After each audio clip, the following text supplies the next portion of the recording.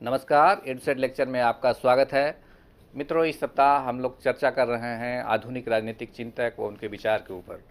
कल हम लोगों ने एक महान राजनीतिक चिंतक हॉब्स के बारे में चर्चा की थी, उनके जीवन, उनके विचार व उनके राजनीतिक क्षेत्र में योगदान के बारे में जानकारी हासिल की।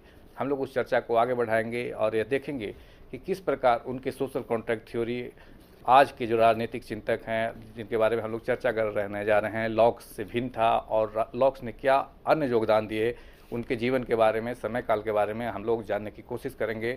और इस विषय पर चर्चा के लिए स्टूडियो में हैं जाने माने राजनीतिक चिंतक डॉक्टर MP जैन साहब। आप कई वर्षों तक दिल्ली विश्वविद्यालय में राजनीति शास्त्र के प्रोफेसर रहे हैं। फिलहाल वे राजनीतिक लेखन, पुस्तक लेखन में लगे हुए हैं। साथ ही कई फोरम पे राजनीतिक विषयों पर टीका टिप्पणी करते रहते हैं और उनके हाल में ही एक पुस्तक आई है पॉलिटिकल थ्योरी के ऊपर, जो काफ़ी चर्चा है। उनकी सभी पुस्तकें लोकप्रिय हैं और हम लोग उसको पढ़ते हुए बढ़े हैं, तो निश्चित तौर पे उनके ज्ञान और अनुभव हम लोग को यह समझने में लाभदायक साबित होगा कि लॉक्स के विचार क्या थे, उनके योगदान क्या रहे हैं और किस प्रकार सामाजिक और राजनीतिक स्थिति में एक नई सोच को जन्म दिया। इस उम्मीद के साथ डॉक्टर जैन को आमंत्रित करता हूं कि वे अपना व्याख्यान शुरू करें। Welcome sir. Thank you Amarendra. दोस्तों, कल के लेक्चर में हमने डिस्कस किया था कि किस प्रकार आधुनिक युग में प्रजातंत्र के पहले बादशाह सैद्धांतिक रूप में हॉब्स ने एक प्रजातंत्र का सिद्धांत दिया। किस तरीके से उन्होंने व्यक्तिवादी आधार के ऊपर, उपयोगिता के आधार के ऊपर ये साबित किया कि राज्य मानव की नितांत आवश्यकता है। बिना राज्य के उन्होंने कहा कि आदमी अनार्की में जिएगा और वो ज़िंदगी सबसे ज़्यादा खराब होगी। एक तर्कसंगत आधार के ऊपर उन्होंने सामाजिक समझौते के द्वारा राज्य की स्थापना की। हॉब्स के बाद दूसरे अंग्रेजी दार्शनिक, सामाजिक समझौते के दूसरे महान विचारक जॉन लॉक सन 1932 से लेकर 1704 तक इस दुनिया में रहे और उन्होंने अपने विचार पेश किए। हॉब्स की तरह वो भी एक अंग्रेजी दार्शनिक थे, ऑक्सफोर्ड के पढ़े हुए थे हॉब्स की तरह, और उन्होंने हॉब्स के द्वारा किए गए काम को और आगे बढ़ाया प्रजातांत्रिक दिशा में। हॉब्स ने राज्य को भगवान के क्षेत्र से निकालकर, राजा के क्षेत्र से निकालकर मानव के क्षेत्र में स्थापित किया, एक मानव निर्मित संस्था के रूप में। लोगों ने अपने फायदे के लिए, अपने हित को देखते हुए, अपनी सुरक्षा के लिए, अपने सम्मान के लिए खुद मिलकर के आपस में एक समझौता किया और उसके समझौते के परिणाम स्वरूप राज्य की उत्पत्ति हुई। किंतु हॉब्स के पूरे दर्शन में राज्य की उत्पत्ति तो व्यक्तिवादी आधार पर प्रजातांत्रिक तरीके से हुई, लेकिन जो राज्य पैदा हुआ वो प्रजातांत्रिक नहीं था। राज्य एक सर्वाधिकारी राज्य था, तानाशाही राज्य था, निरंकुश राज्य था। उसके राज्य में मानव को कोई अधिकार नहीं थे। हॉब्स ने बात की स्वतंत्रताओं की, लेकिन अधिकारों की कोई बात नहीं की। राज्य की स्थापना के बाद व्यक्ति की स्वतंत्रताएं, व्यक्ति की संपत्ति, सब कुछ राजा के द्वारा छीनी जा सकती थी। उदारवाद को ये मंजूर नहीं था, उभरते हुए पूंजीपति वर्ग को ये मंजूर नहीं था। इसलिए हॉब्स पूंजीपति वर्ग के चहेते दार्शनिक नहीं बन पाए। इसके विपरीत लॉक ने अपने दर्शन में महत्वपूर्ण संशोधन हॉब्स के चिंतन में किए। लॉक के अनुसार राज्य असीमित नहीं रहेगा। लॉक हॉब्स की तरह ही एक अंग्रेजी दार्शनिक थे, लेकिन हॉब्स और लॉक में बुनियादी फर्क ये था कि लॉक के पास व्यवहारिक राजनीतिक तजुर्बा था। लॉक ने अपने जीवन की शुरुआत अर्ल ऑफ शाफ्टसबरी नाम के राजनीतिज्ञ के साथ की, जो 17वीं शताब्दी का सर्वप्रथम और अत्यंत महत्वपूर्ण जनतांत्रिक राजनीतिज्ञ था। इंग्लैंड की पहली political party Whig political party, जिसका नाम था, जो आज लिबरल पॉलिटिकल पार्टी के नाम से जानी जाती है, उसका जन्मदाता अर्ल ऑफ शाफ्टसबरी था। अर्ल ऑफ शाफ्टसबरी के तत्वाधान में लॉक ने अपने राजनीतिक विचारों का निर्माण किया। एक प्रजातांत्रिक पॉलिटिशियन होने के नाते जॉन लॉक के ऊपर शाफ्टसबरी का क्लियर प्रभाव था। शाफ्टसबरी के साथ रह करके लॉक ने महसूस किया कि आदमी नितांत वायलेंट नहीं होते,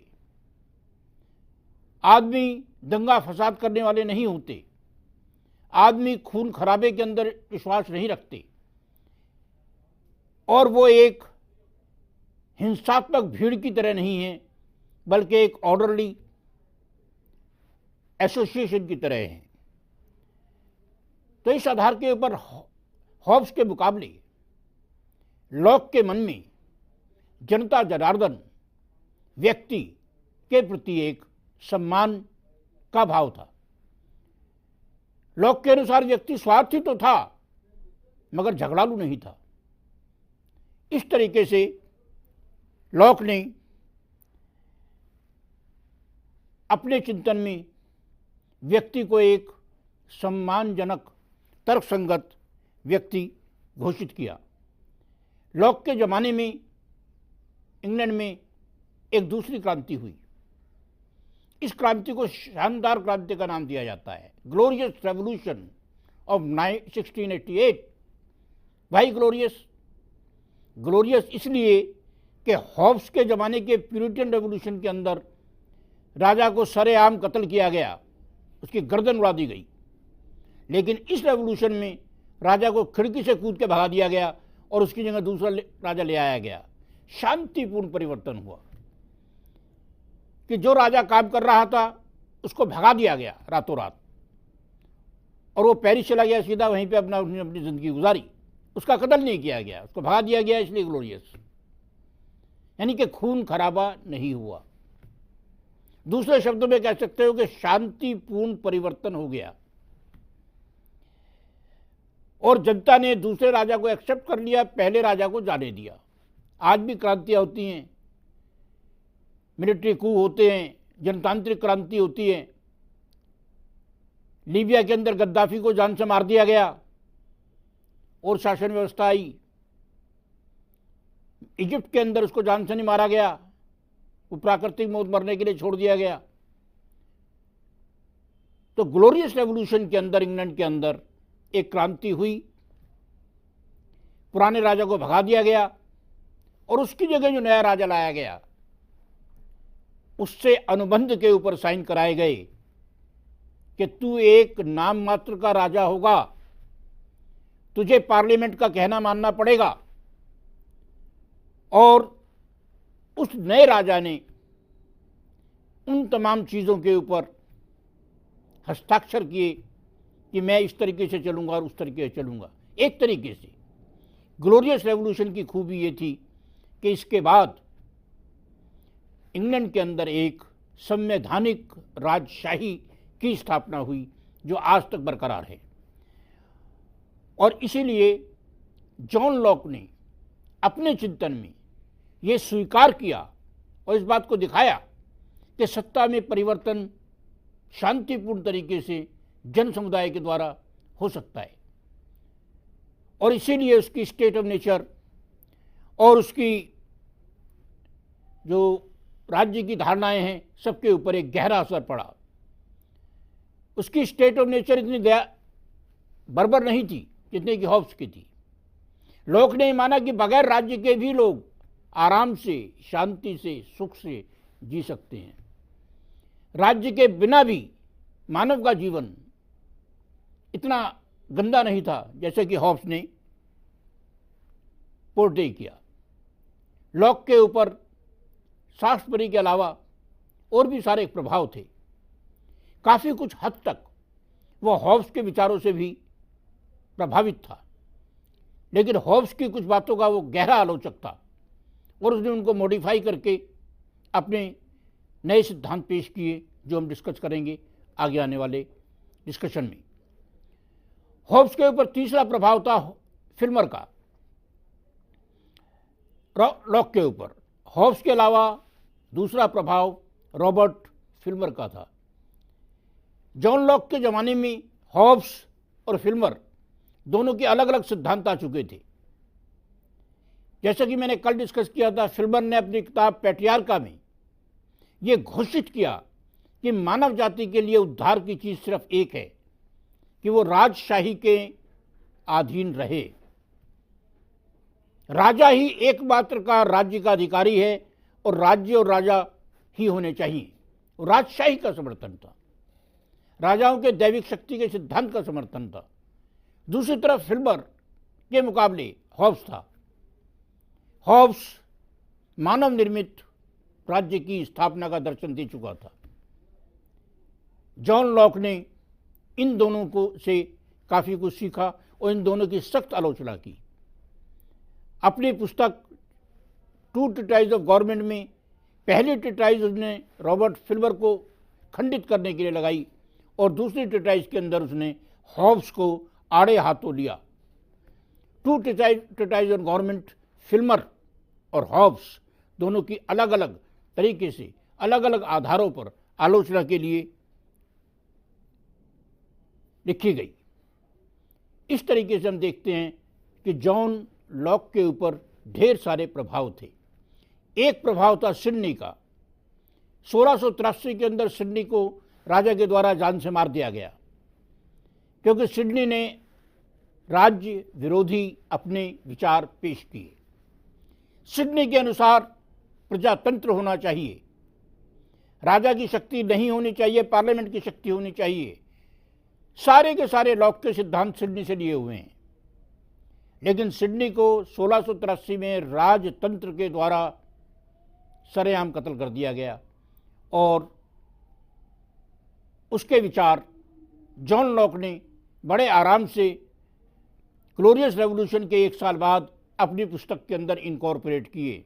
सत्ता बदल चुकी थी, निज़ाम बदल चुका था, हालात बदल चुके थे, मरने मराने का कोई डर नहीं था। ग्लोरियस रेवोल्यूशन के बाद सही मायनों में यूरोप के अंदर प्रजातंत्र की स्थापना 1688 में होती है।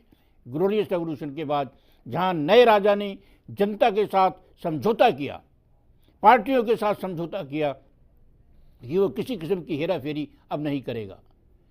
बड़ा विचित्र इतिहास है इस देश का। 1649 में क्रांति हुई, राजा को जान से मार दिया गया। 1660 के अंदर उसके बेटे को दोबारा बुला के लाया गया पेरिस से, चार्ल्स II को, उसको गद्दी पे बैठाया गया और 1688 में उसके बेटे को दोबारा से खिड़की से कूद के भगा दिया गया और एक दूसरे राजा को पकड़ के लाया गया और उस राजा से समझौता करके उसको दोबारा सत्ता दी और संवैधानिक राजशाही का सूत्रपात हुआ। जॉन लॉक का टाइम क्या था? वो टाइम था, एक तरफ राजशाही अपनी निरंकुशता के साथ चल रही थी, उखाड़े जाने के बाद भी जनतांत्रिक आंदोलन तेज हो रहा था। पहली पॉलिटिकल पार्टी विग पार्टी के नाम से स्थापित हो चुकी थी, जनता ऑर्गेनाइज हो चुकी थी और उसके बाद ग्लोरियस रेवोल्यूशन हुआ। वो ग्लोरियस रेवोल्यूशन इसलिए हुआ कि उखाड़े गए राजाओं को फिर दोबारा लाए गए राजाओं को उनके संतानों ने पुरानी राजशाही के दौर को दोबारा से स्थापित करने की चेष्टा की। लेकिन ग्लोरियस रेवोल्यूशन का प्रभाव लॉक के दिमाग के ऊपर और चिंतन के ऊपर और सिद्धांत के ऊपर पड़ा, क्योंकि यह रेवोल्यूशन शांतिपूर्ण था, खून खराबे रहित था, तर्क पर आधारित था, ज्ञान पर आधारित था और मानव के विवेक पर आधारित था। तो लॉक ने यही समझा कि आदमी विवेकशील प्राणी है, तर्क के आधार पर चलता है। तो इस तरीके से हम जॉन लॉक के समय का प्रभाव उसके मुख्य आर्गुमेंट के ऊपर देखते हैं। अब देखेंगे हम जॉन लॉक का मुख्य आर्गुमेंट क्या है। कल हमने देखा था हॉब्स का आर्गुमेंट। जॉन लॉक का मुख्य आर्गुमेंट सबसे पहला यह है कि मनुष्य एक तर्कहीन, तर्कसंगत प्राणी है, विवेकशील प्राणी है, समझदार, बुद्धिमान, ज्ञानवान प्राणी है, अपना भला बुरा सोचने वाला प्राणी है। दूसरा यह कि वो स्टेट ऑफ नेचर में, यानी कि राज्य के बगैर भी, राज्यहीन व्यवस्था में, स्टेट ऑफ नेचर में, प्राकृतिक अवस्था में सुख, शांति, मेल मिलाप के साथ रह सकता है। क्योंकि प्राकृतिक अवस्था में भी दो चीजें मौजूद थी और यहां लॉक का सबसे महत्वपूर्ण योगदान है राजनीतिक सिद्धांतों में। ये दो चीजें क्या थी? नंबर एक, प्राकृतिक कानून चल रहा था, राज्य नहीं था, राज्य का कानून नहीं था, राज्य की व्यवस्था नहीं थी, राज्य का न्याय नहीं था, लेकिन प्राकृतिक कानून चल रहा था। प्राकृतिक कानून क्या है, उसकी क्या अर्थ है, वो एक दूसरी बात है, लेकिन एक प्राकृतिक कानून था। दूसरा, इस दौर के अंदर बगैर राज्य वाली अवस्था में, राजनीति से पहले वाली अवस्था में, राज्य से पहले वाली अवस्था में, इसको हम प्राकृतिक अवस्था का नाम देते हैं, प्राकृतिक अधिकार थे। जॉन लॉक ने प्राकृतिक अधिकारों का सिद्धांत दिया। आगे हम डिस्कस करेंगे जब राज्य और व्यक्ति का संबंध बताएंगे। उसने कहा कि हर आदमी जुड़वा पैदा होता है। एक वो पैदा होता है उसका शरीर के साथ, एक उसके साथ में अदृश्य जुड़वा पैदा होता है भाई, उसका नाम है प्राकृतिक अधिकार। पैदा होते ही व्यक्ति के पास कुछ मौलिक, मूलभूत, फंडामेंटल राइट्स होते हैं और वो राइट न समाज ने दिए ना राज्य ने दिए। वो प्राकृतिक इसलिए है कि वो आदमी की शक्ल के अंदर एक इंसान पैदा हुआ, पैदा होती है उसको अधिकार मिल जाते हैं, चाहे उसको ज्ञान हो या ना हो। इसलिए प्राकृतिक अवस्था के अंदर लॉक ने कहा कि सुख, शांति और चैन बरकरार था। तो कमी क्या थी? आखिर कोई प्राकृतिक अवस्था में कमी होगी, इसलिए राज्य की उत्पत्ति हुई। लोगों को क्या जरूरत थी एक पुलिस वाले को थाने को खड़ा करने की, अपने सर के ऊपर एक बंदूकधारी या लठैत को बैठाने की? उसके बारे में लॉक कहता है कि प्राकृतिक अवस्था के अंदर प्राकृतिक कानून था जिसकी व्याख्या लोग अलग अलग तरीके से करते थे।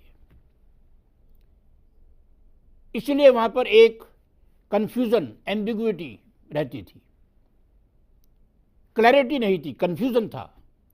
मैं कहूंगा प्राकृतिक कानून ये है, आप कहेंगे ये है, तीसरा आदमी कहेगा ये है, तो एक अजीब सी बात थी। तो इस एम्बिग्विटी को दूर करने के लिए लोगों ने सोचा कि राज्य नाम की एक सत्ता को स्थापित कर दिया जाए जिसके पास तीन काम होंगे। पहला, कानून बनाने का, दूसरा, कानूनों को लागू करने का, और तीसरा, कानूनों के बारे में न्याय देने का।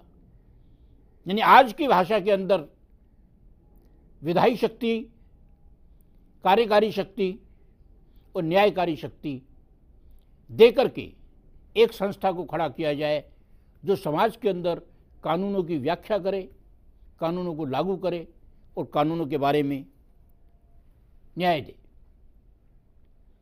फिर लॉक ने कहा ये करने के लिए दो समझौते होने चाहिए। एक समझौता लोगों के बीच में आपस में नागरिक समाज की स्थापना के लिए, सिविल सोसाइटी, नेचुरल सोसाइटी के बजाय एक सिविल सोसाइटी होगी तमाम लोग मिलकर के एक समझौता करेंगे आपस में और एक नागरिक समाज की स्थापना करेंगे और एक फिर दूसरा समझौता होगा, लॉक ने कहा, वो होगा इस नागरिक समाज के बीच में और राज्य के बीच में। हॉब्स का समझौता एक तरफा था, लेकिन लॉक ने समझौते के अंदर, सामाजिक समझौते के अंदर दो पक्षीय समझौते की बात की।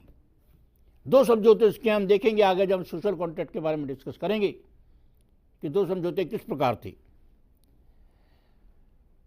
इस समझौते के परिणाम स्वरूप जो राज्य पैदा होगा वो कैसा होगा, वहां पर हॉब्स और लॉक के अंदर जमीन आसमान का अंतर आ जाता है। हॉब्स कहता है कि वो राजा निरंकुश होगा, लॉक कहता है नहीं,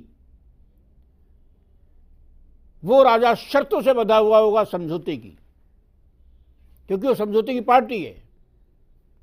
लोगों ने उसको ऐसी सत्ता नहीं दी, बातचीत विचार विमर्श करके शर्तों के साथ और एक ट्रस्ट के रूप में सत्ता दी है। राजा या राज्य या असेंबली जिसको सत्ता दी गई है, राज्य, वो सत्ता का मालिक नहीं है। सत्ता का निष्कर्ष में अंतिम में मालिक जनता ही रहेगी। अंतिम निष्कर्ष में जनता सत्ता की मालिक है।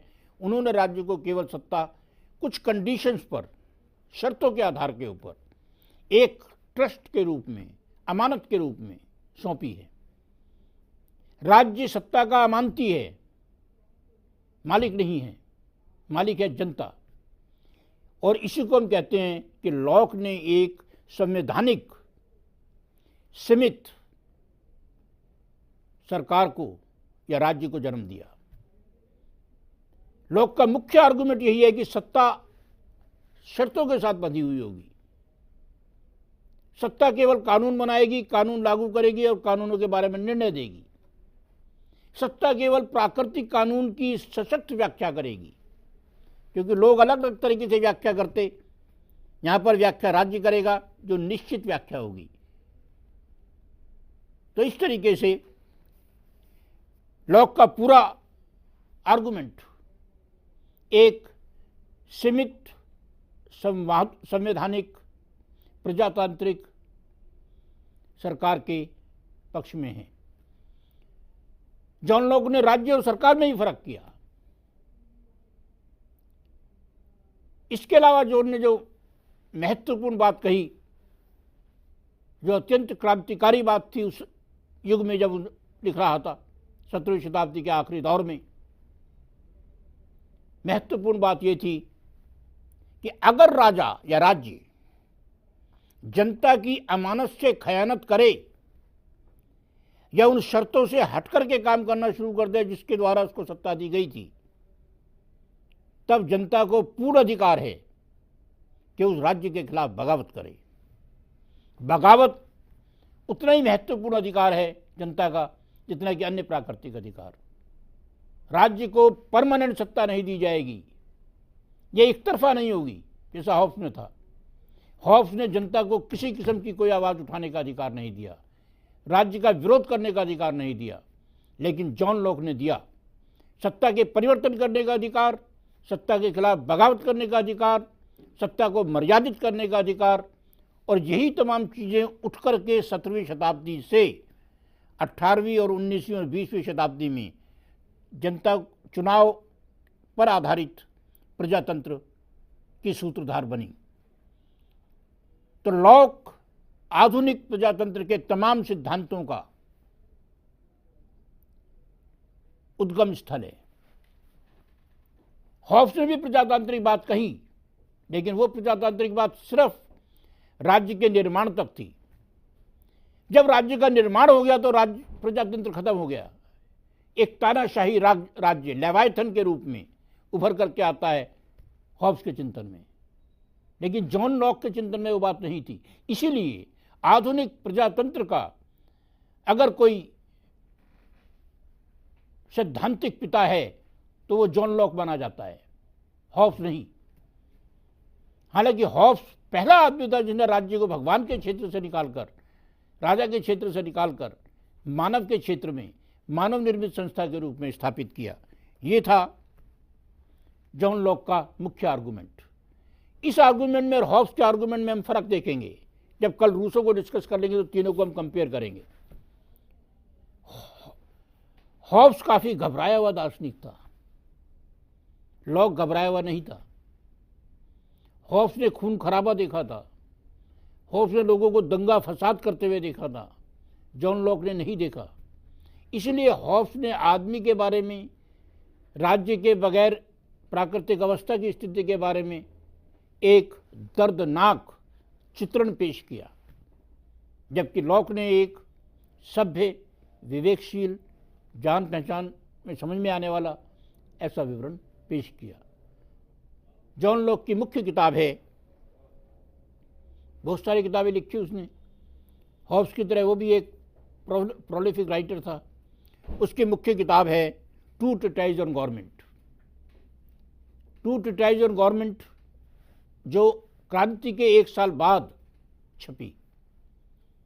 क्रांति से एक साल पहले छपती तो जो हाल सिडनी का हुआ था 1683 में, सरेआम कत्ल, वही हाल लॉक का होता। लेकिन क्रांति के एक साल बाद हालात परिवर्तित हो चुके थे। प्रजातंत्र की बौछारें हो रही थी और उस समय राजशाही के खिलाफ बोलना इतना बड़ा गुनाह नहीं था जो ग्लोरियस रेवोल्यूशन से पहले था। इसलिए 1689 में जब ये किताब छपी, उस टाइम किसी तरह का कोई भय लेखक को कत्ल हुए जाने का नहीं था, मारे जाने का नहीं था। एक तरीके से लेखन की स्वतंत्रता कुछ हद तक स्थापित हो चुकी थी। और दूसरा, जॉन लॉक को संरक्षण प्राप्त था सॉफ्टबरी का। अर्ल ऑफ सॉफ्टबरी, जिसके वो नेतृत्व के अंदर, जिसकी शागिर्दी के अंदर, सरपरस्ती में वो काम कर रहे थे, वो 1688 के बाद सर्वशक्तिमान राजनीतिज्ञ के रूप में उभर करके आया। क्योंकि 1688 की क्रांति ने पार्लियामेंट को जो शक्तियां दी, वो मुख्य पार्लियामेंटेरियन होने के नाते, विग पार्टी के शीर्ष नेता होने के नाते सॉफ्टबरी के हाथों में आई। तो इसलिए लॉक को किसी किस्म का डर नहीं था। उसके जो भी उसने किताबें लिखी 1688 के बाद, वो सारी की सारी निर्भीक थी। तो टू ट्रीटाइज ऑन गवर्नमेंट के अंदर उसने 2 किताबें लिखी। पहली के अंदर उसने रॉबर्ट फिल्मर को अटैक किया, दूसरी में उसने हॉब्स को किया, जैसा कि मैं पहले भी डिस्कस कर चुका हूं। इसके अलावा भी लॉक ने बहुत सारी किताबें लिखी, लेकिन वो इतनी महत्वपूर्ण नहीं है जितने की राजनीतिक तौर पर जितने की ये है। अब देखा जाए कि जॉन लॉक के सिद्धांत की मुख्य बातें क्या हैं। जैसे मैंने पहले बताया कि जॉन लॉक ने भी हॉब्स से काफी कुछ ग्रहण किया। हॉब्स की तरह भी उसके सिद्धांत की व्याख्या, या उसके सिद्धांत को हम 5 भागों में बांट सकते हैं। पहला, मानव का स्वभाव, जो हॉब्स के द्वारा चित्रित मानव के स्वभाव से काफी भिन्न है। दूसरा, प्राकृतिक अवस्था, हॉब्स की तरह बिल्कुल हॉब्स वाला फ्रेमवर्क है, वही 5 चीजें, मानव स्वभाव, प्राकृतिक अवस्था, सामाजिक समझौता, प्रभुसत्ता का की प्रकृति, और 5वां मनुष्य और प्रभुसत्ता का आपसी संबंध। इन 5 भागों में बांट करके हम जॉन लॉक की थ्योरी के बारे में डिस्कस करेंगे। पहला, मानव का स्वभाव। जैसे मैंने ऑलरेडी बताया, हॉब्स के मानव को दंगा फसाद करने वाला मानता था, लेकिन जॉन लॉक मानव को सिर्फ एक गुण से बाकी सब प्राणियों से अलग करता है, और वो अकेला गुण है रैशनल, विवेकशील।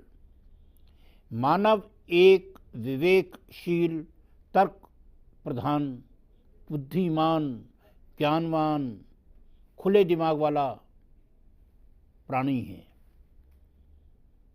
और इसकी ये विवेकशीलता इसको दुनिया के तमाम प्राणियों से श्रेष्ठ बनाती है।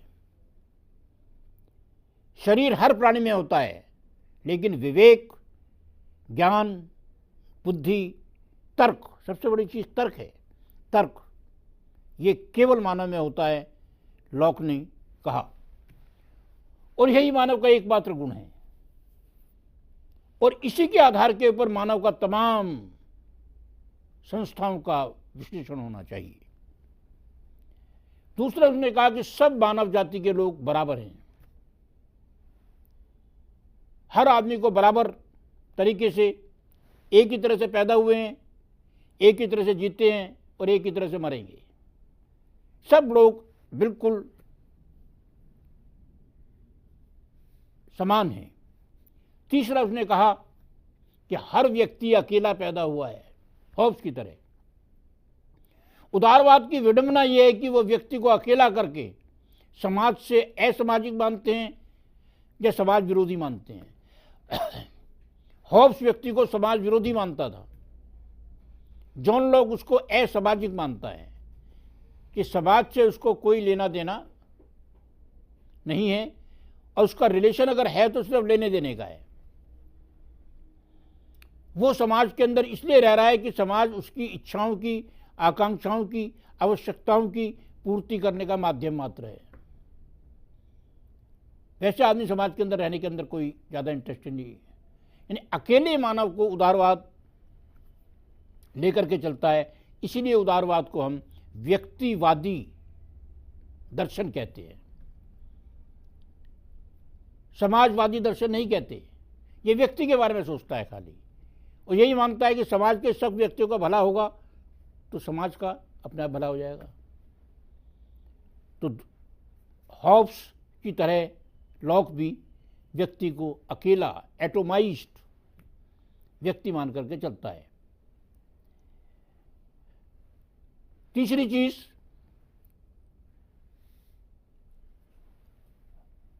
लॉक मानता है कि हर व्यक्ति के पास कुछ पैदाइशी अधिकार होते हैं। अधिकार संपन्न है आदमी। अगर पैदा होते ही आप किसी बच्चे को मार दो तो वो उतना ही बड़ा गुनाह है जितना आपने बड़े आदमी को मारा। लेकिन अगर आप पैदा होते ही किसी कुत्ते के बिल्ले को मार दो या बकरी के बच्चे को मार दो, वो गुनाह नहीं है, क्योंकि कुत्ते के पिल्ले के पास जीवन का अधिकार नहीं है, बकरी के बच्चे के पास जीवन का अधिकार नहीं है। दुनिया के किसी भी मानव के पास, किसी भी मतलब दूसरे जंतु के पास सिवाय मानव के जीवन का अधिकार नहीं है। कुत्ते बिल्लियों की संपत्ति नहीं होती। अगर कोई बिल्ली कान के अंदर झुमका पहन के घूम रही है, आप उसका झुमका उतार लो तो चोरी नहीं कहलाई जाएगी, क्योंकि बिल्ली के पास प्रॉपर्टी का अधिकार ही नहीं है। कहां से लपेटी उसने? तो जॉन लॉक ने कहा कि व्यक्ति के पास अधिकार है और उसको इस चीज का पता है कि मेरे पास अधिकार है। फिर उसने मानव स्वभाव के बारे में कहा कि मानव एक शांतिपूर्ण और व्यवस्था के आधार के अंदर चलने वाली आत्मा है। अब देखिए आप, जॉन लॉक के द्वारा आदमी का चित्रण अच्छा लगता है सुनने में। अगर कोई मुझे कहे समझदार है, तर्कसंगत है, विवेकशील है, अपना भला बुरा सोचने वाला है, तो अच्छा लगता है। अपना भला बुरा सोचने वाले को दूसरी भाषा में अगर कह दो आप स्वार्थी है तो बुरा लगेगा। लैंग्वेज का फर्क है। लॉक हॉब्स की तरह से स्पष्ट वक्ता नहीं था, डिप्लोमेटिक लैंग्वेज का इस्तेमाल करता था। हॉब्स सीधी सादी स्पष्ट समझ में आने वाली भाषा में बात करता था। तो इसीलिए जॉन लॉक के द्वारा जो मानव का स्वभाव चित्रित किया गया वो हॉब्स के मुकाबले में काफ़ी भिन्न था, और काफ़ी कुछ हद तक मानव के बारे में यही स्वभाव, मानव का यही स्वभाव वास्तविक भी है। कभी कभी वो हॉब्स जैसा हो जाता है जब उसके मन से भय निकल जाए, लेकिन आमतौर के ऊपर आदमी एक शांतिपूर्ण आत्मा के रूप में ही समाज के अंदर रहता है। अब देखिए आप, इस आदमी के साथ अगर राज्य ना हो तो दूसरे आदमियों के साथ ये आदमी किस प्रकार रहता होगा, प्राकृतिक अवस्था में इसकी क्या भूमिका होगी। यहाँ पर लॉक बड़े आराम से कहता है कि प्राकृतिक अवस्था शांति की अवस्था थी। हॉब्स की तरह कोई मार कुटाई ऐसी नहीं थी कि जिसमें किसी के कोई इंडस्ट्री ना हो, ट्रेड ना हो, कॉमर्स ना हो, आदमी की ज़िंदगी नेस्टी ब्रूटिश हो, शॉर्ट हो, आदमी को हमेशा मृत्यु का भय लगा रहता हो, मर्डर का भय लगा रहता हो, ऐसी कोई चीज़ नहीं थी। जॉन लॉक कहता है कि इस अवस्था के अंदर प्राकृतिक कानून और प्राकृतिक अधिकार थे, लेकिन कमी थी इस बात की कि अनिश्चितता थी, कन्फ्यूज़न था। प्राकृतिक कानूनों को कोई ऐसे इंटरप्रेट करता था, कोई वैसे इंटरप्रेट करता था, और इसलिए लोगों के बीच तनाव हो जाता था, झगड़ा नहीं, मतभेद हो जाता था। मतभेद झगड़ा नहीं है। एक कहता था ये कानून है, दूसरा कहता था ये कानून है, तो दोनों आपस में लड़ पड़े। तीसरा आया कि अन्ना का फैसला करा दिया, खत्म बात हुई। तो ऐसी अवस्था में इस अनिश्चितता को दूर करने के लिए लॉक कहता है कि लोगों ने समझौता करके नागरिक समाज और राज्य की स्थापना की। राज्य को लॉक ने आवश्यक माना है, लेकिन इतना आवश्यक नहीं जितना कि हॉब्स ने माना। बगैर राज्य के भी आदमी अच्छी तरह से जी सकता है, ये उसने माना। तो इस तरीके से जॉन लॉक के दर्शन में हमें हॉब्स के मुकाबले ज़्यादा सुख और शांति मिलती है, और ये काफ़ी कुछ हद तक आधुनिक युग की प्रजातांत्रिक वास्तविकताओं के अनुरूप है। अब देखा जाए सामाजिक समझौता। लॉक के अनुसार हॉब्स की तरह सामाजिक समझौता लोगों ने आपस के अंदर एंटर किया, लेकिन हॉब्स की तरह लॉक एक समझौते के अंदर विश्वास नहीं रखता। काफ़ी एम्बिगुअस है लॉक, जहाँ पर कि एक समझौता हुआ या दो समझौते हुए, समझौते में कौन कौन सी पार्टियाँ थी, इसके बारे में उतना क्लियरली लॉक ने चित्रित नहीं किया जितना क्लियरली हॉब्स ने चित्रित किया। लेकिन अधिकतर लोगों का मत है कि वहाँ पर दो कॉन्ट्रैक्ट हुए। एक के द्वारा नागरिक समाज की स्थापना हुई, सिविल सोसाइटी, और दूसरे के द्वारा राज्य की स्थापना हुई। सिविल सोसाइटी की स्थापना सब लोगों ने मिल करके की, लेकिन राज्य की स्थापना सिविल सोसाइटी और राज्य के बीच एक करार हुआ, एग्रीमेंट हुआ, और उस एग्रीमेंट के तहत सिविल सोसाइटी ने राज्य को सत्ता सौंपी। 21वीं 20वीं शताब्दी के आखिर सालों में सिविल सोसाइटी दोबारा उभर करके आई है। नागरिक समाज के बारे में अलग से बातचीत हो रही है। पोस्ट मॉडर्निज्म नागरिक समाज को महत्व देता है, राज्य को नहीं देता। Non governmental organisation civil society के ऑर्गन्स हैं। हिंदुस्तान के अंदर अन्ना हजारे नागरिक समाज का प्रतिनिधित्व करता है। अन्ना हजारे और उसके दूसरे भूतपूर्व साथियों में फर्क यही है कि यहाँ ये नागरिक समाज के प्रतिनिधि के रूप में काम करना चाहता है, वो चाहते हैं नहीं, राज्य सत्ता के लिए काम करो, सत्ता प्राप्ति के लिए काम करो। नागरिक समाज कभी भी राज्य सत्ता नहीं चाहता, वो राज्य सत्ता को अनुबंधित करना चाहता है, कंट्रोल करना चाहता है, नियंत्रित करना चाहता है। जबकि राज्य और राजनीति एक अलग किस्म की व्यवस्था है। तो इसलिए जॉन लॉक के अंदर दो समझौते होते हैं। एक के द्वारा नागरिक समाज की स्थापना होती है और दूसरे के द्वारा राज्य की स्थापना होती है, और राज्य शर्तों से बंधा हुआ है।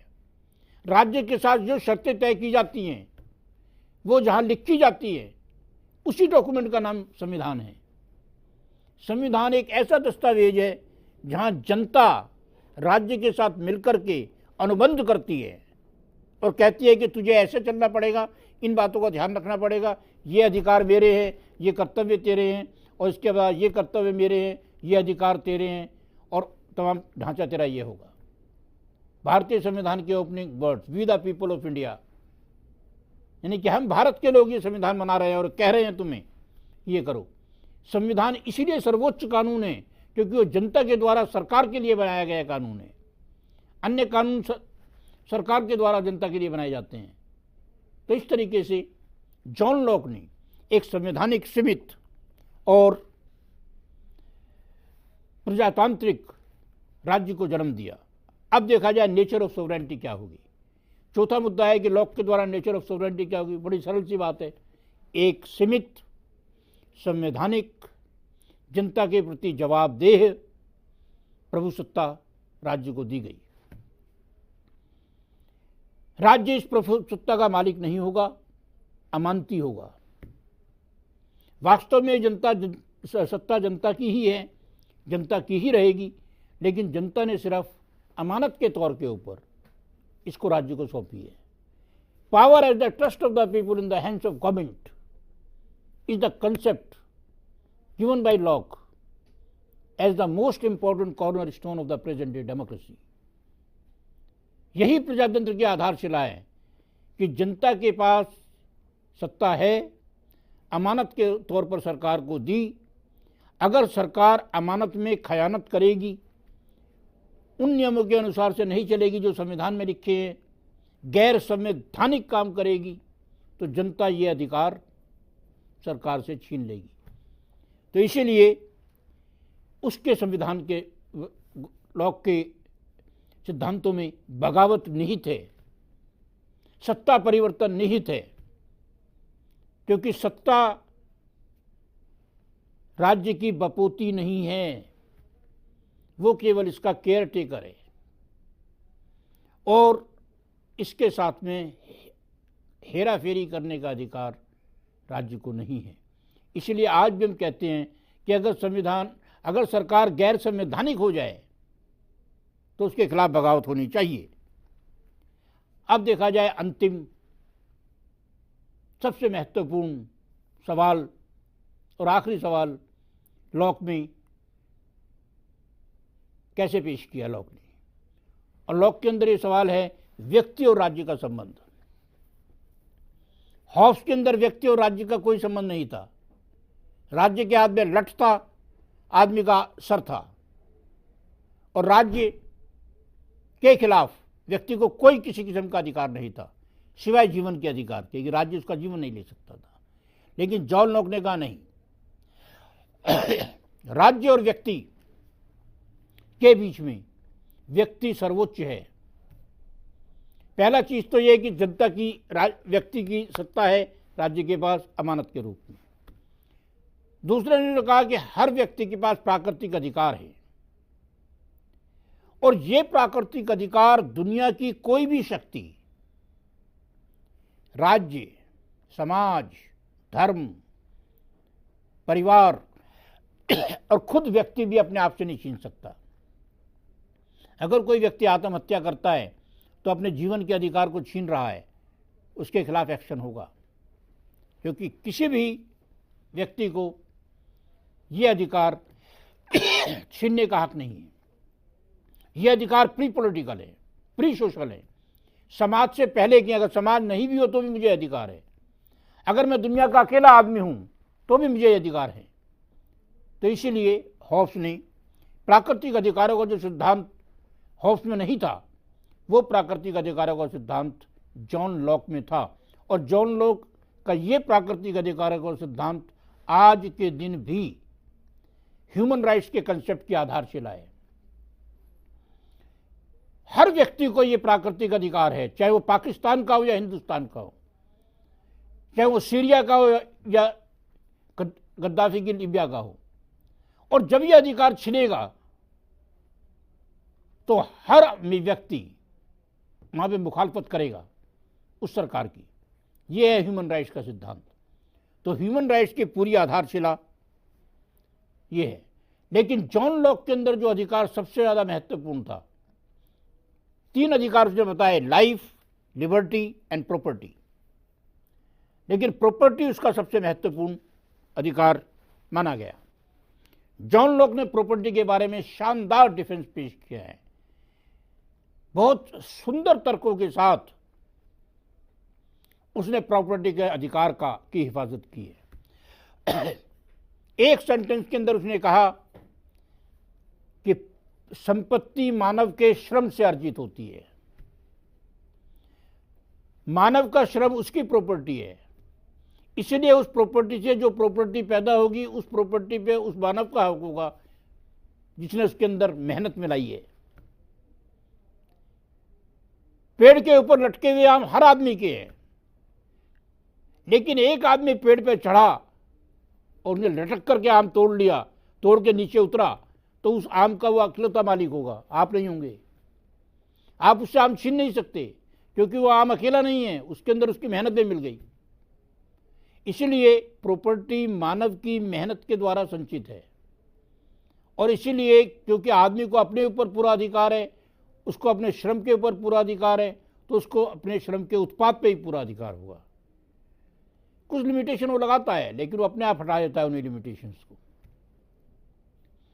तो इस तरीके से जॉन लॉक ने प्राकृतिक अधिकारों का, मानवीय अधिकारों का जो सिद्धांत दिया वो एक अहम चीज़ है। अब संक्षेप के अंदर इसके क्या कंट्रीब्यूशन थे। सबसे इंपॉर्टेंट कंट्रीब्यूशन उसका था कि उसने एक प्राकृतिक कानून और अधिकारों का तर्कसंगत सिद्धांत पेश किया।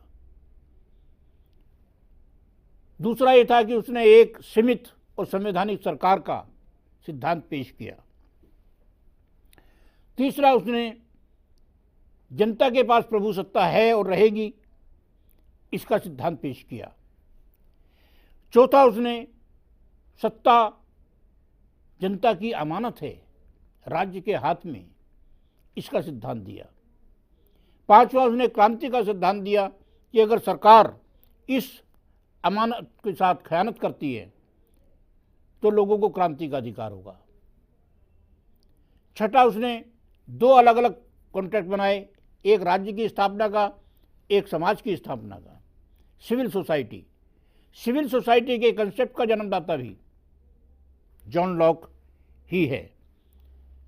इसके अलावा तीन तरह की सत्ताएं होंगी राज्य के पास, वैधानिक, कार्यकारी और न्यायिक। इसका सिद्धांत भी जॉन लॉक ने दिया। संक्षेप में, निष्कर्ष में हम कह सकते हैं कि जॉन लॉक आधुनिक आज के दिन के प्रजातंत्र का सबसे महत्वपूर्ण आर्किटेक्ट है, वास्तुकार है। उसके सिद्धांत आज भी उतने ही व्यवहारिक हैं जितने कि 400 साल 300 साल पहले थे। धन्यवाद।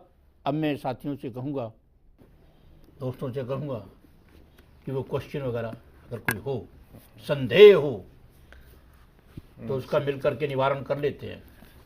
निश्चित तौर पे जॉन लॉक की सफलता के बारे में आपने जैसा कि कहा कि दो बातें सामने आती है। एक तो कि वो हॉब्स के जैसा सीधी सपाट भाषा में बात नहीं करता था, वो चीज़ों को सही ढंग से रखता था, उसके कम्युनिकेट करने का तरीका सही था। मतलब कि जैसे आपने बताया कि स्वार्थी कहना और आज के समय में जो भाषा है उसका प्रयोग करना, ये लॉक की बात। दूसरे बात, जो उनके एक संरक्षक भी थे, राजनीतिक संरक्षक। अगर ये दोनों नहीं होते तो इनके विचार क्या अलग होते या हॉब्स से मिलता जुलता है। एक तो राजनीतिक संरक्षक के कारण जो आगे चल के बहुत बड़े राजनीति बने 1691 में, जैसा कि आपने बताया। नहीं, अगर मतलब अलग अलग परिवेश के अंदर, हाँ, इसीलिए अलग अलग। हाँ, दोनों परिवेश का अलग है। अगर ये दोनों संभावनाएं, ये दोनों जो परिदृश्य है वो नहीं होता तो फिर क्या होता। इनके विचार सेम है, तो दोनों अलग अलग परिवेश में नहीं होते तो क्या होता। देखिए, जॉन लास्की ने कहा है कि हर व्यक्ति के विचार समय और परिवेश से बंधे होते हैं। लॉक और हॉब्स के विचारों का मुख्य अंतर परिवेश के अंतर के कारण रहा है। आज हम बहुत सारी चीजों को देख रहे हैं। द्वितीय महायुद्ध के अंदर जिन्होंने बहुत सारी चीजों को देखा, हिंदुस्तान का जब पार्टीशन हुआ उन्होंने जब बहुत सारी चीजों को देखा, उनके विचार अपने समय की घटनाओं और दुर्घटनाओं के साथ बंद करके चलते हैं। हर फिलोसोफर अपने समय का बच्चा होता है और उसी के आधार पर वो, लेकिन हॉब्स और लॉक के विचारों में मुख्य अंतर जिन चीज ने डाला है वो प्यूरिटन रेवोल्यूशन की क्वालिटी और ग्लोरियस रेवोल्यूशन की क्वालिटी ने डाला है। इन दोनों क्रांतियों में बहुत ज़्यादा फर्क था।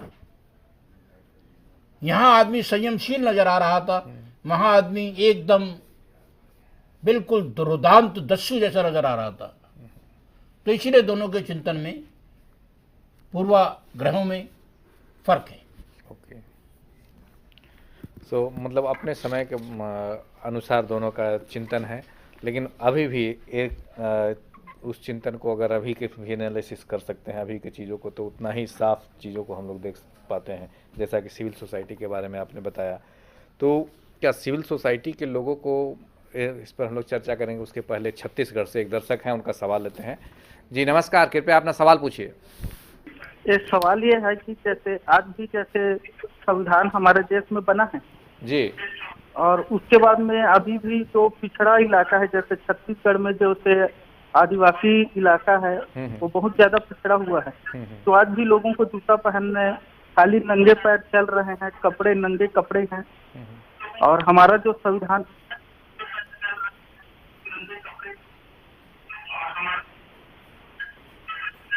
हाँ जी, तो ये है सर कि आज भी जो बहुत पिछड़ा हुआ है और हमारा संविधान में पूरा अधिकार है, तो इसके बारे में। हाँ ठीक है। इनका कहना है कि जैसे देश के कुछ क्षेत्र हैं, जैसे छत्तीसगढ़ हैं, वहाँ आज भी लोग को पहनने का साधन नहीं है या खाने के लिए भरपूर सामग्री नहीं है। उस तरह से नहीं जो डेवलपमेंट का वो जिस तरह से यहाँ कहा जाता है, तो इस पर संविधान का क्या रुख है? संविधान एक तरफ तो कहती है लेकिन कि ऐसा होना चाहिए, लेकिन प्रैक्टिकल रूप में नहीं हो पा रहा है, तो उसको कैसे एक्सप्लेन करेंगे अगर राजनीतिक दृष्टिकोण से? देखिए, ये प्रश्न बड़ा सीधा साधा सैद्धांतिक और व्यवहारिक राजनीति का है। जो चीज संविधान में लिखी गई है, हो सकता है उनका अक्षरश पालन ना हो रहा हो। ये सरकार का, व्यक्तियों का, जनता का दायित्व है कि वो अपनी आकांक्षाओं की, इच्छाओं की पूर्ति के लिए सरकार को या खुद प्रयत्न करें। निश्चित तौर पे एक उत्तर प्रदेश से दर्शक हैं, उनका सवाल लेते हैं। जी नमस्कार, सवाल पूछिए।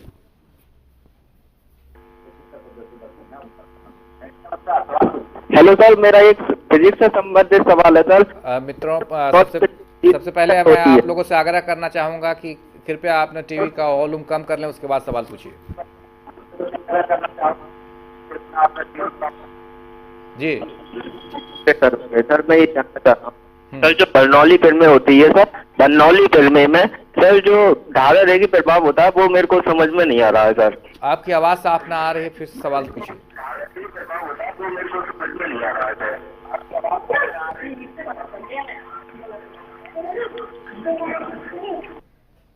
जी सवाल पूछिए। सर मैं ये जानना चाह रहा हूँ सर, जो बर्नौली फिल्में होती है सर उसमें धारा रेखी प्रभाव होता है, वो कैसे होता है सर? क्या? धारा रेखी प्रभाव। धारा के प्रभाव? हाँ सर।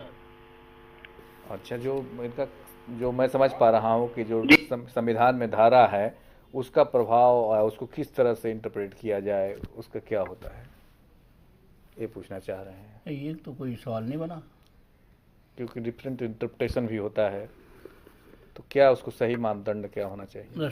संविधान के अंदर दी गई धाराओं का क्या प्रभाव पड़ता है? देखिए, संविधान का जहाँ तक सवाल है और इसका सरकार से क्या संबंध है, बड़ा स्पष्ट है कि संविधान की किसी भी धारा का सरकार उल्लंघन नहीं कर सकती। लेकिन सवाल पैदा होता है कि अगर उल्लंघन कर दिया तो फिर क्या होगा? वो फिर जनता के ऊपर डिपेंड करता है, जुडिशरी के ऊपर डिपेंड करता है, पॉलिटिकल पार्टीज के ऊपर डिपेंड करता है कि वो सरकार को किस तरीके से उन धाराओं को मान्यता स्वीकार करने के लिए बाध्य करे। लेकिन कोई भी सरकार निश्चित रूप से संविधान का विरोध करके लंबे समय तक सरवाइव नहीं कर सकती। मध्य प्रदेश से दूसरे दर्शक हैं, उनका सवाल लेते हैं। संविधान एक सम्मानशील चीज है। जी नमस्कार, सवाल पूछे। नमस्कार सर। नमस्कार, सवाल पूछिए। सर मेरा प्रश्न ये है कि प्राकृतिक कानून पूरे विश्व में एक समान है, लेकिन लोगों के क्रियाकलाप ही सरकार का प्रकार डिसाइड करते हैं, तो क्या आप इससे सहमत हैं? इनका कहना है कि राजनीतिक कानून जो है सो सब जगह ठीक ठाक है या एक प्रकार है, लेकिन क्रियाकलाप जो है सो सरकार तय करती है। तो किस हद तक सरकार को हस्तक्षेप करना चाहिए और किस हद तक नहीं करना चाहिए? सिद्धांत के तौर पे तो सही है। देखिए, पहली चीज, सरकार के कानून या राजनीतिक कानून प्राकृतिक कानूनों की मर्यादाओं से बंद करके होने चाहिए, ये लॉक ने कहा। अब दूसरा सवाल जो आपने पूछा है वो ये है कि अगर सरकार की विभिन्न एजेंसियां या खुद सरकार उन कानूनों के अनुसार काम नहीं करती तो क्या होना चाहिए? तो इसके अंदर मेरा जवाब ये है कि जनशक्ति एक सबसे ऊंची राजनीतिक शक्ति है। ओके, तो लोग कहेगा कि अगर जनता के साथ की अमानत के साथ सरकार खयानत कर रही है तो जनता को उठ करके खड़ा हो जाना चाहिए और उस सरकार का पुरजोर विरोध करना चाहिए। ओके, अगर दिल्ली से दर्शक हैं उनका सवाल लेते हैं। जी नमस्कार, सवाल पूछिए। हाँ सर। जी सवाल पूछिए। सर मैं ये पूछना चाहता हूँ कि कल आपने जो बताया था कि हॉब्स के स्टेट ऑफ नेचर में इंसान असामाजिक होता है, आज आपने थोड़ा सा डिफरेंट ये बताया कि इंसान गैर सामाजिक है हॉब्स में। सर उसको थोड़ा क्लियर करिए कि हॉब्स के स्टेट ऑफ नेचर में इंसान गैर सामाजिक है या असामाजिक है? इनका कहना है कि कल जब आप लेक्चर एक्सप्लेन कर रहे थे तो हॉब्स का कहना था कि इंसान असामाजिक है, लेकिन आज आपने बताया कि इंसान गैर सामाजिक है। तो क्या इंसान हॉब्स की दृष्टि में असामाजिक है या गैर सामाजिक है, या दोनों को एक ही आप मान रहे हैं? में इंसान असामाजिक तो है ही, लेकिन यदा कदा वो गैर सामाजिक होने की क्षमता भी रखता है। गैर सामाजिक और असामाजिक में फर्क ये है कि असामाजिक समाज से ना कुछ लेता है ना देता है, ना समाज के अंदर एक जीरो की तरह रहता है। लेकिन असामाजिक तत्व वो है जो समाज को नुकसान पहुंचा सकता है। जिस मानव स्वभाव का चित्रण हॉब्स ने किया, उस मानव स्वभाव के साथ असामाजिक मानव कभी भी गैर सामाजिक हो सकता है। ओके, लॉक के हिसाब से मानव गैर सामाजिक हो ही नहीं सकता। इस पर और चर्चा करेंगे। एक महाराष्ट्र से दर्शकों का सवाल लेते हैं। जी नमस्कार, सवाल पूछिए। जी सवाल पूछिए। हेलो, सवाल पूछिए। सर जी मैं बोल रहा हूँ जी। हाँ सर जी, मेरा ये सवाल है। हेलो जी सवाल पूछिए, सुन रहे हैं, आपकी आवाज आ रही है। हाँ सर जी, मेरा ये सवाल है कि जीन जैक रूसो और जॉन लॉक, इनके राजनीतिक और सामाजिक विचारों में क्या अंतर है? किनके? जवाहरलाल नेहरू और दूसरे? जी सर। एक तो जवाहरलाल नेहरू और दूसरे किनसे आप तुलना कर रहे हैं? नहीं सर, नहीं, तो रूसो, जीन जैक रूसो हाँ हाँ, और जॉन लॉक, इन दोनों के राजनीतिक और सामाजिक विचारों में अंतर क्या है, ये आपसे जानना चाहूँ प्लीज। आपकी आवाज साफ नहीं आ रही है, फिर से आप सवाल कर लें।